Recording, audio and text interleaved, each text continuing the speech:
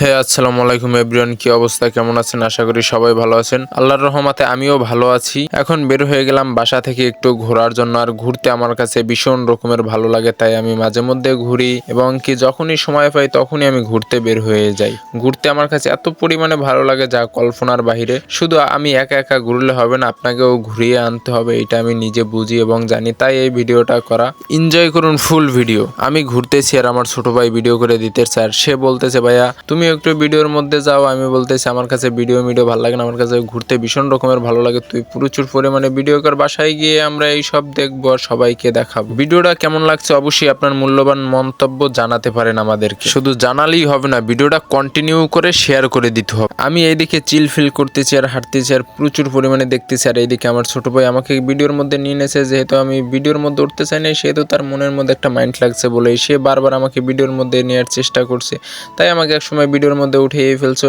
তারপরে আমি ভাবছি যেহেতু আমি ভিডিওর মধ্যে উঠেই গেছি, তাই আমি শেষে গিয়ে আমি ভিডিওর মধ্যে থাকবো, সমস্যা নাই, তুমি প্রচুর পরিমাণে দেখাও। আর এখানে আসার পর আমার মন 3-4 বছরের বাচ্চাদের মতো হয়ে গেছে। বাচ্চারা যেমন একটা জিনিস দেখার পর ওই জিনিসটাকে আবদার করে, সেই রকম আমি ওই যে দোলনা, তারপর নাগরদোলা, এইসব দেখে আমারও মনে চাইছে যে আমি একটু নাগরদোলায় উঠি, দোলনায় উঠি।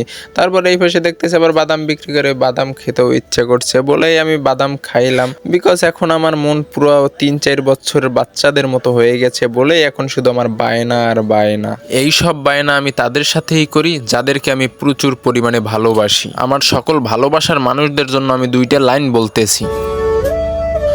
তোমার জন্য সকাল দুপুর, তোমার জন্য রাত বেরাত, তোমার জন্য সকল গোলাপ এবং রজনীগন্ধা ফুল।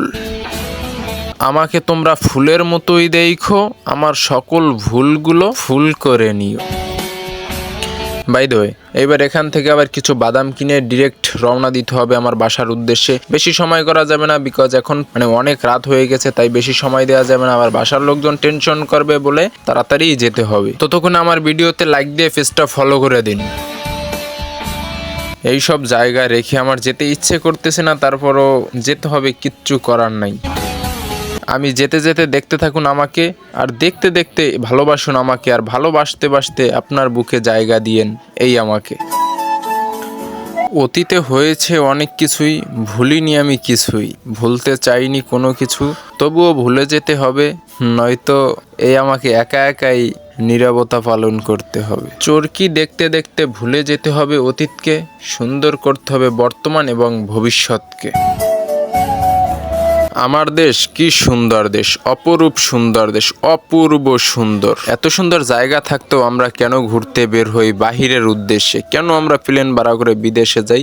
যদি ঘরে থেকে বাংলাদেশ দেখতে পাই আমরা হেঁটে চলে, তাহলে কেন আমাদের যেতে হবে বিদেশে? তাই সময় থাকতে প্রচুর পরিমাণে ঘুরতে হবে এবং দেখতে হবে জন্মভূমি, মাতৃভূমি বাংলাদেশকে। আমি তো আমার মতো ঘুরতে থাকি, দেখতে থাকি, চাইলে আপনারাও এভাবে ঘুরতে থাকেন, দেখতে পারেন।